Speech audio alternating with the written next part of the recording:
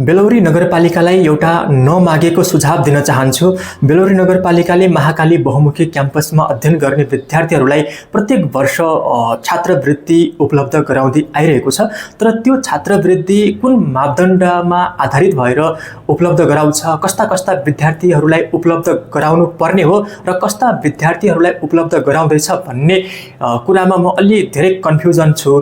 र नगरपालिकालाई के भन्न चाहन्छु भने नगरपालिकाले महाकाली बहुमुखी क्याम्पसमा अध्ययन गर्ने विद्यार्थीलाई छात्रवृत्ति प्रदान गर्नै पर्ने बाध्यकारी त्यो बाध्यात्मक परिस्थिति सिर्जना भएको छ जस्तो मलाई लाग्दैन।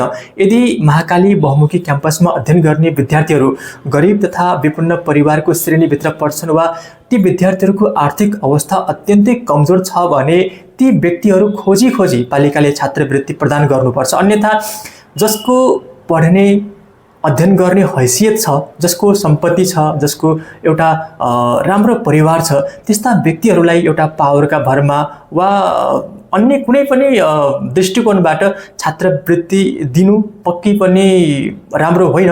यो पनि एउटा लिगल करप्सन हो जस्तो मलाई चाहिँ लाग्छ। त्यसैले नगरपालिकाले चाहिँ के गरोस् भन्दाखेरि जो विद्यार्थीहरू वास्तविक रूपमा आर्थिक अवस्था कमजोर भएर पढ्नै नसक्ने अवस्थामा छन् ती विद्यार्थीहरूको पहिचान गरेर त्यस्ता विद्यार्थीलाई मात्रै छात्रवृत्ति प्रदान गरोस्। यदि त्यस्ता विद्यार्थीहरू फेला पर्दैनन् त्यस कलेजमा भने छात्रवृत्ति बन्द गरोस् र त्यो बचेको जुन छात्रवृत्तिको पैसा छ अन्य स्कुलहरूमा पढ्ने विद्यार्थीहरूलाई वितरण गरियोस्। किनकि हाम्रो समाजमा यस्ता धेरै गरिब परिवार छन्, धेरै आर्थिक अवस्था कमजोर भएर बिचरा पढ्नै नसक्ने अवस्थामा भएका धेरै बालबालिकाहरू, धेरै विद्यार्थीहरू छन्। यसरी सक्ने एउटा क्षमता भएका अथवा एउटा पढ्न सक्ने हैसियत भएका आर्थिक अवस्थाले सम्पन्न परिवारका विद्यार्थीलाई छात्रवृत्ति प्रदान गर्नु सरासर गलत हो।